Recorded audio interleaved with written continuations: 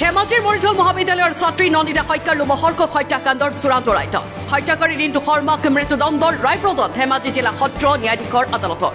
মুঠ 41 জন সাক্ষীৰ সাক্ষ্যদানৰ অন্তত সুদীৰ্ঘ 4 বছৰৰ মূৰত এই গোচৰৰ ৰায়দান সম্পন্ন নন্দিতা সৈক্যাক আক্ৰমণৰ দিনটোতেই অৰ্থাৎ 21 আগষ্টৰ দিনটোতেই ৰায় প্ৰদান নন্দিতা সৈক্যাৰ লগতে ৰিণ্টু শৰ্মাৰ আক্ৰমণৰ বলি হৈছিল সহপাতিনী কাশ্মীনা দত্ত আৰু কাশ্মীনা দত্তৰ পিতৃ দেৱদত্ত ধেমাজি আৰক্ষীয়ে ৰিণ্টু শৰ্মাৰ বিৰুদ্ধে আদালতত দাখিল কৰিছিল 400 পৃষ্ঠাজোৰা চাৰ্জশ্বিট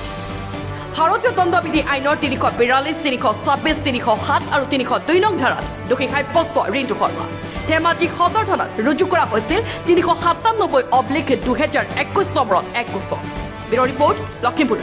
হত্যাকাণ্ডৰ চূড়ান্ত ৰায় হত্যাকাৰী ৰিণ্টু শৰ্মাক মৃত্যুদণ্ডৰ ৰায় প্ৰদান ধেমাজি জিলা সত্ৰ ন্যায়াধীশৰ আদালতৰ মুঠ 41 জন সাক্ষীৰ সাক্ষ্যদানৰ অন্তত সুদীৰ্ঘ 4 বছৰৰ মূৰত এই গোচৰৰ ৰায়দান সম্পন্ন নন্দিতা সৈক্যাক আক্ৰমণৰ দিনটোতেই অৰ্থাৎ 21 আগষ্টৰ দিনটোতেই ৰায় প্ৰদান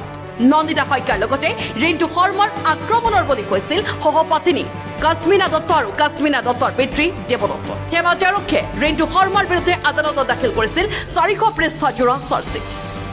ভাৰতীয় দণ্ডবিধি আইনৰ 342, 326, 307 আৰু 302 নং ধাৰাত দোষী সাব্যস্ত ৰিণ্টু শৰ্মা ধেমাজি সদৰ থানাত ৰুজু কৰা হৈছিল 397/2021 নম্বৰত এক গোচৰ ব্যুৰ' ৰিপৰ্ট লখিমপুৰ